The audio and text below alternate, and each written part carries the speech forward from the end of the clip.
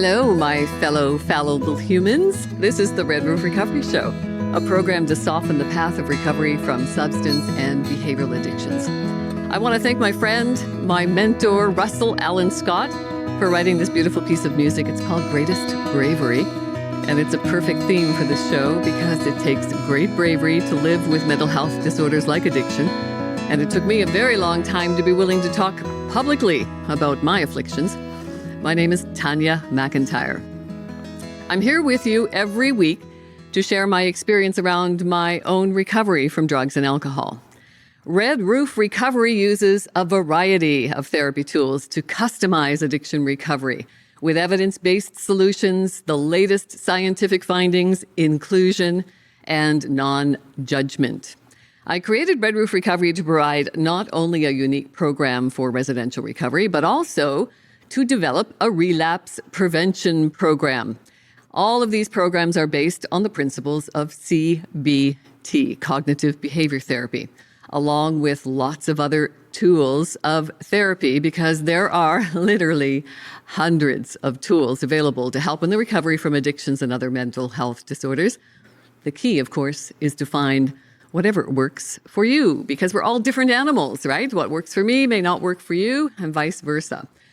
And I think the magic happens when you find something that clicks for you, when you resonate with something, you want to grab onto that and do more of it.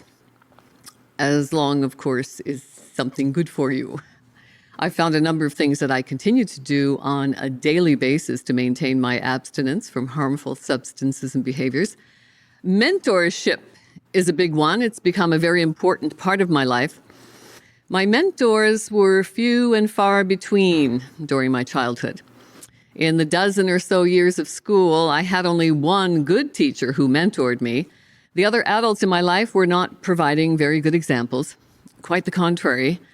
They were what I came to know as hypocrites. Life is full of hypocrites, right? I'm one from time to time, as we all are, I think. What is a hypocrite? Well, that's someone who says one thing, yet does something that contradicts that. A person whose actions don't align with their stated beliefs. Growing up, I was exposed to a family that followed religion to a fault, and yet their life examples were contradictory to what they were preaching every day. Thankfully, I had one good mentor in my 12 plus years of schooling. It was a teacher in grade 10 who reached out to me when I quit school, because at 15, I thought I knew everything I needed to know. She became a mentor of mine for the rest of my life. And my father was thankfully the exception to the rule of his dysfunctional family. He was an extraordinary man. He raised me as a single parent while struggling with his own addictions. When my addictions progressed through my early adulthood, I wasn't really thinking a lot about mentorship at that time. I was in my 20s. That's generally a pretty self-serving time of life, at least it was for me. I was sowing my oats on the other side of the country, so to speak. By the time I got married, I was 30 and still had a manageable hold on my progressive addictions. By the time I was 40, I had reached a point where my life was a well-formulated and very well-crafted lie. And when I finally hit my bottom, I checked myself into a 30-day rehab. The common model of recovery at that time was the 12-step program of AA, Alcoholics Anonymous.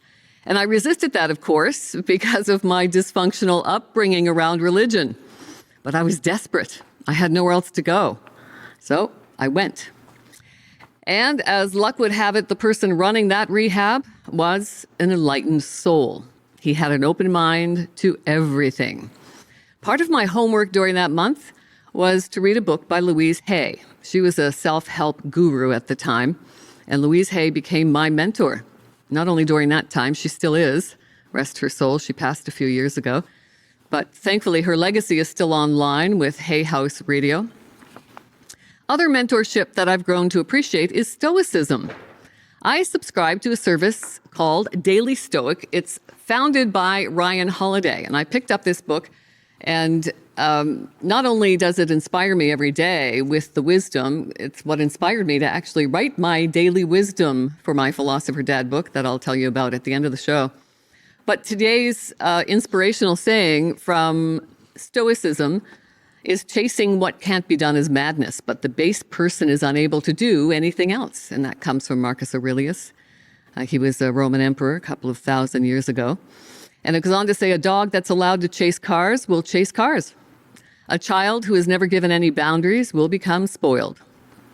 An investor without discipline is not an investor, he's a gambler. A mind that isn't in control of itself, that doesn't understand its power to regulate itself, will be jerked around by external events and unquestioned impulses. That can't be how you'd like tomorrow to go. So you must be aware of that. You must put in place training and habits now to replace ignorance and ill discipline. Only then will you begin to behave and act differently. And that's what CBT, cognitive behavior therapy, is all about. It's about training our brain to serve us in a more helpful way. So Ryan Holiday, who came up with dailystoic.com, he dedicates his life to the philosophy of great leaders of the past. He recites the wisdom that came from Roman emperors like Marcus Aurelius, who ruled a couple thousand years ago. It is said, actually, that Marcus Aurelius cried when he was told he would be a future emperor. The whole idea apparently scared the bejeebers out of him, because most kings of that day were seemingly terrible people. They were doing horrible things. Marcus was more comfortable in the company of his books. He was very well read. He didn't consider himself a court of a king, for sure. He would have much rather remained a follower than become a leader. But you know what? There are things that scare all of us, right? We all get scared at some point in life. My husband just retired. We're both scared a little bit right now. And maybe it's something else. I was intimidated by public speaking for a long time. And then when I came to the stage here in Canada's prettiest town of Goderich, Ontario, and the guys here encouraged me to get on camera to do audio and video, I thought, oh, no, we don't want to have any of that. But I felt the fear and I did it anyway. Here we are. Maybe we're scared to quit our jobs and start our own thing. I know a lot of people are doing something else while holding on to their jobs just to hang on to a little bit of security. Maybe we don't want to be the one who steps forward and blows the whistle. Ugh, I was a whistleblower most of my career, and all it ever did was make me unpopular and lose a lot of jobs. Maybe we're reluctant to really go for it because we fear failure and criticism for having that failure, and then we think if we fail at something, then we, as a result, are a failure. Marcus Aurelius was lucky that he had mentors and advisors who saw his potential and pushed him to his destiny. They didn't let him linger and languish down at the level of his fears. They taught him and pushed him to his destiny to be one of the greatest emperors of history. Perhaps it was a good thing that Marcus was scared. It meant that he took the job seriously. It meant he was aware of its magnitude and aware of its risks. It meant he was aware of his own limitations too. But it was an even better thing that he did not let this fear rule him, that his study of philosophy taught him the courage to rise above it, to push ahead, and to meet his destiny. So I'm very grateful for the mentors in my life, the people who continue to support and encourage me. My husband, my sister, my brother-in-law, my friends, everyone here at the station. Even you, my listeners, have reached out with encouragement and support. Diane, thank you so much. Thank you all for your encouragement and support. You are an integral part of my recovery journey. Thank you for being here with me every week, spending 30 minutes with me. It means a lot. I have learned that it's okay to be scared. We're all scared. It's normal. Unless, of course, you happen to be a sociopath or a psychopath. But they, too, can have transformations if they're willing to analyze their shortcomings. I guess it's reaching that point that can be a challenge for some. We can choose to be brave, brave like Marcus, brave like all the people who have ever met their destinies, against your will, against your fears. Feel the fear and do it anyway. What is that acronym for fear? False evidence appearing real. I love acronyms. I love acronyms like SMART, self-management and recovery training. When I went in search of an alternative to 12-step programs like Alcoholics Anonymous, when I made a decision to stop being anonymous about my addictions. And I was fearful around the fact that I was a chronic relapser. I was fearful that maybe my next relapse would be my last. I wouldn't come back like a lot of my friends. I love the peer support of AA. I still go to AA meetings. I like some, I don't like others. But I do have friends there, and I was going to a lot of funerals. I was losing a lot of friends. So that's what put me in search of an alternative program for recovery. So I'm grateful to have found a program like SMART, Self-Management of Recovery Training, that has its principles based in cognitive behavior therapy and other tools. I mean, they too explore other avenues of recovery.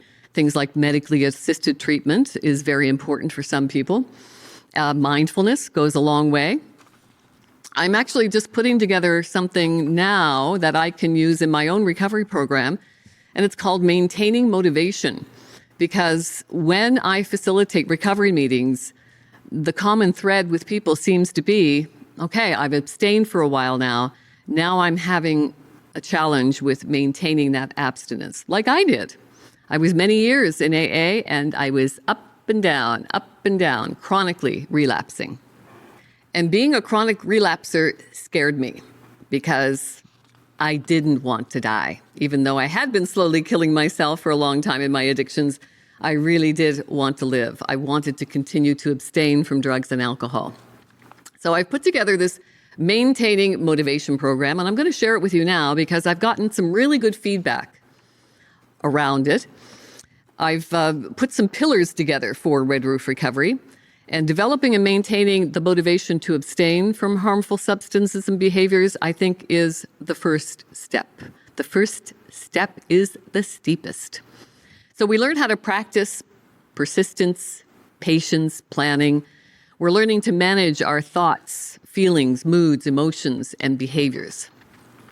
And that's where cognitive behavior therapy comes in, and a lot of other tools of therapy that you can explore with. Like I said, the key is to keep looking until you find something that resonates with you. So if you set your foundation, you've done the work, whether you're in a 12-step program or another program of recovery, you feel that you're doing the work, you've abstained for a while, but you're still feeling a little bit shaky. You're still having those thoughts, those flashes in your mind that you might be able to get away with just one more hit, one more drink, one more whatever. Well, the good news is that you're not alone. It's normal to get complacent and lose motivation over time.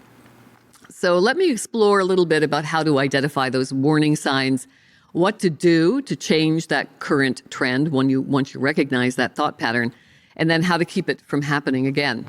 The skills and tools that you learn along the way by listening to me drone on about these things, it can certainly help prevent you from falling back into past harmful behaviors. The key for me around my addictions was acceptance, that you'll hear me talk about a lot, and also understanding addiction. Because I was told for most of my life, because I came from a long line of people who were suffering with addiction, and I was told that there was a genetic component. So I was predisposed to addiction because both of my parents were challenged with addictions, and their parents, and so on and so on. It goes up the family tree. So I started to delve into understanding addiction because I really didn't fully grasp or want to accept the genetic component of my addictions. So here's what I've been able to find out. Addiction is a complex condition. It comes from a multitude of influences. It affects everyone differently. We take drugs and do behaviors for one of two reasons. It's either to increase pleasure or reduce, eliminate pain, sometimes both. Addiction is definitely an epidemic. We've known that for a long time. It's a global humanitarian crisis at this point, and it's still one of the most stigmatized conditions on the planet. One of the reasons why I decided to start publicly speaking about my afflictions. We also know that addiction is a disorder of cognition. It leads to poor decision-making. Cognitive behavioral therapies are very effective in optimum conditions. That's the key, in optimum conditions. How many of us have optimum conditions? There are medical treatments that are up to 75% effective for addiction treatments. Yeah, but only 10% of people who are addicted have access because of socioeconomic conditions. They don't have optimum conditions.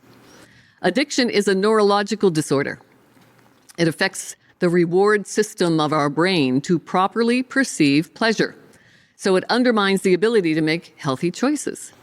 The fundamental funnel of all addictions is the dopamine reward axis. So what is dopamine? Dopamine is a brain chemical. It's responsible for our motivation, and it's responsible for our survival. Dopamine teaches us how and where to get things we like and need, and different drugs and different behaviors affect our dopamine differently. Dopamine is measured in something called nanograms per deciliter. So let's not get bogged down with that. The average person lives within a relative normal state ranging from 40 to 100 nanos. Let's call them nanos. So on your worst day, you're around 40. On your best day, you could be ranging around 100. So each successive use of some drugs, not all, some, desensitizes the reward system. And then more and more of the drug is needed to keep you functioning at normal levels of even 50 nanos. So take things like alcohol, marijuana, cocaine. They'll push dopamine levels up to the high hundreds, between 5 and 900. You get into the more harder stuff like meth, heroin, that kicks you up to 1,100 nanos. That's why just in the US alone, they're seeing 50,000 plus drug overdoses every year. It's growing every year. Addiction is a chronic illness. It's a mental health disorder. But as a society, we continue to treat it as a moral failing instead of a biological vulnerability that can be effectively treated with a combination of therapy and medicine in some cases. Yet we continue to criminalize people for addictions. It's mind-boggling. We seem to be obsessed with punishing people for becoming addicted. Even 12-step programs, they're shame-based. It's all about self-flagellation. You're supposed to be shameful and feel guilty and carry that with you forever. Medically assisted treatment, it's called MAT, M-A-T, medically assisted treatment, medication-assisted treatment, can increase dopamine levels to stabilize cravings, which provides the ability to receive effective behavioral therapy and stay in treatment. That's the key. You know, even here in a small place like Huron County, we've got a methadone clinic. People are going for a dose a week and then, it's okay, see you next week. There's no aftercare program. So that is not effective. For people to stay in treatment, they need to level those dopamine levels, and that takes a combination of medication and therapy, ongoing therapy, preferably daily. So lack of dopamine is creating cravings and urges. So a lot of people are on the fence about what's a craving, what's an urge. I think a craving is a thought. The urge is a manifestation, physical manifestation. Regardless, though, the lack of dopamine is going to kick up both. It's going to kick up urges and cravings. And then we go into survival mode. And then that leads to primal action. That's why we hear of people who are severely addicted stealing from grandma. They're in survival mode. They're taking primal actions. So if we can decrease the cravings, people are going to have fewer lapses and relapses. And then, of course, we've got decision fatigue on top of that. It's a huge factor as the day progresses. People can be all pumped up when they get their dose of whatever is maintaining them on this level of dopamine. But then as the day progresses, it's wearing off. And they've said no to taking another hit. How many times? And by the end of the day, they're so tired, decision fatigue sets in. The cravings and urges start to become more prevalent. And then the cycle continues. The more decisions we make in a day, the less likely we're able to make good decisions later in the day. The good news in all of this, I know it sounds a little gloomy and doomy. Sorry about that. We have happiness chemicals. We're just flowing with happiness chemicals. We've got a feel-good pharmacy just flowing around in our brain. It's amazing. Our brain is a chemical organ. All the neurons of our brain communicate with each other by these chemicals. 80 different chemicals in the brain. So we literally possess our own pharmacy of feel-good chemicals. They're at our disposal.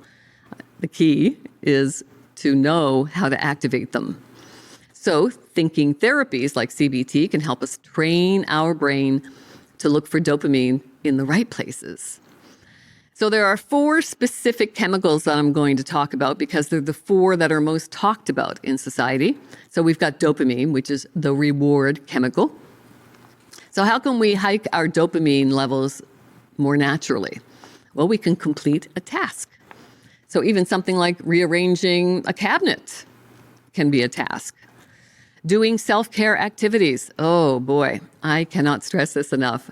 I talk about this a lot in recovery circles because we've been told so often that we are selfish just because we are suffering with addictions, that the whole self-care concept is foreign.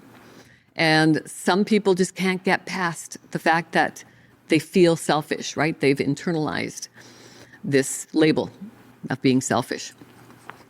So making that decision for self-care activities is a hard jump for people to make. So I drone on and on and on about it because it's very important.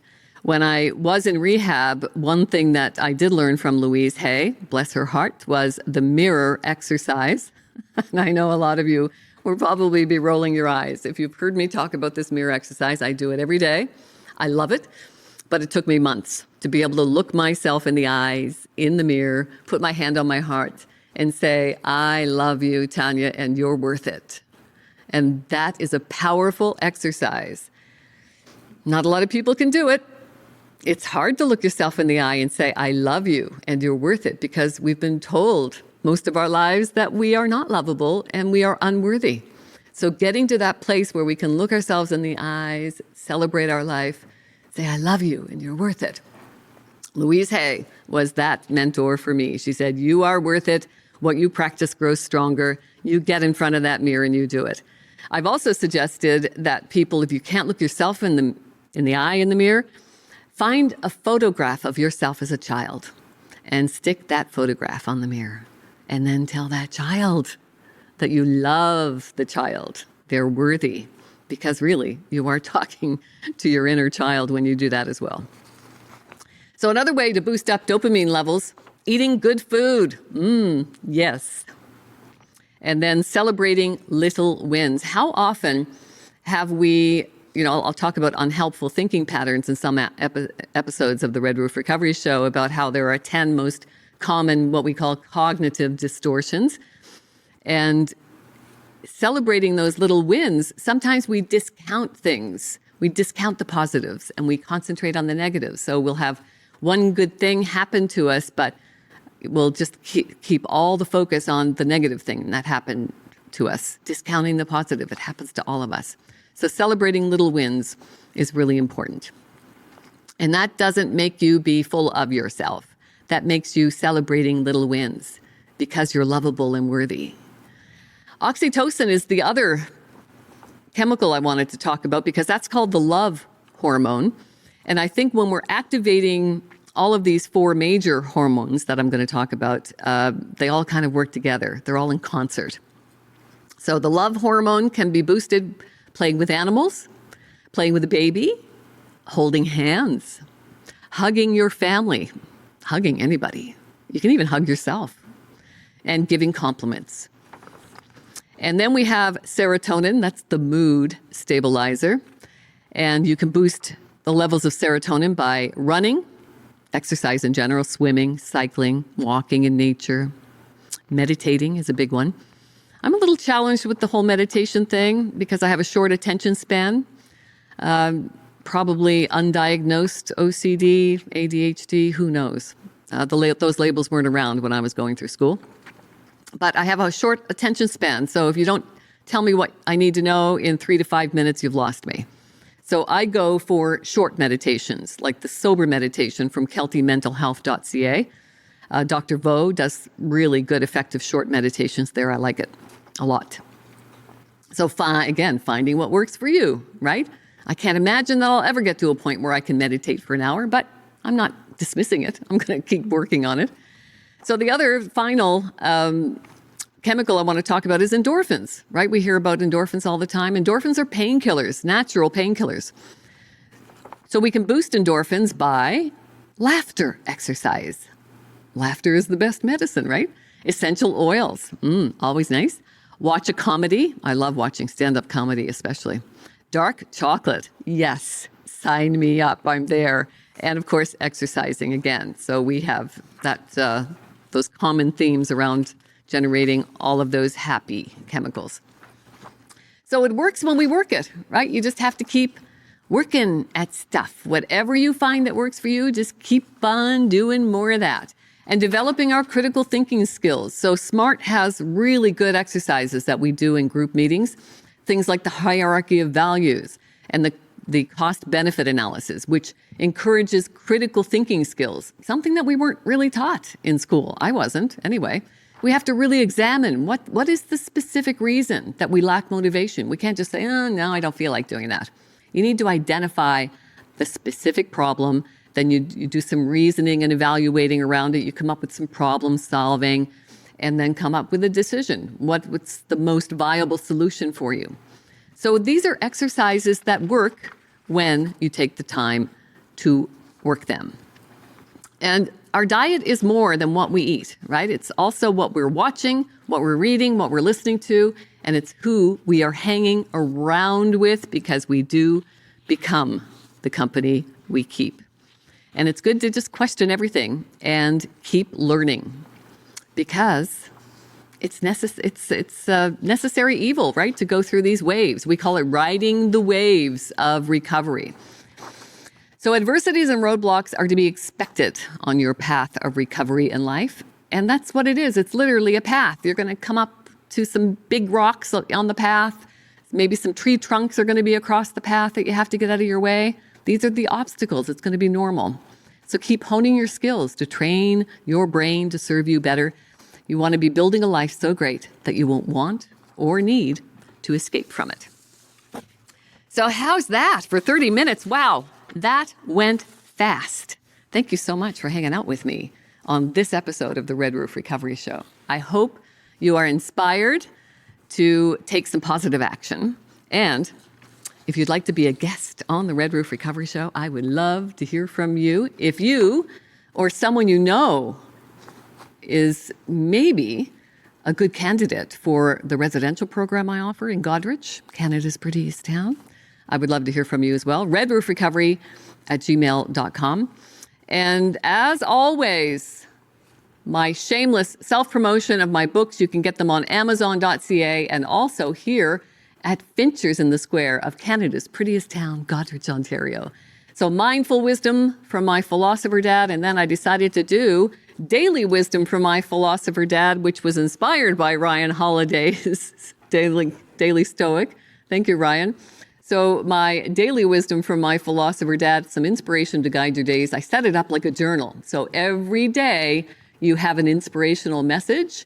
And my wish is that you are going to spend some time to contemplate the message and then write it down, because the power of words is very powerful. And the power of the written word, I find, is life transformational. You are awesome. Thanks for being here. May the force be with you. And remember, you are the force.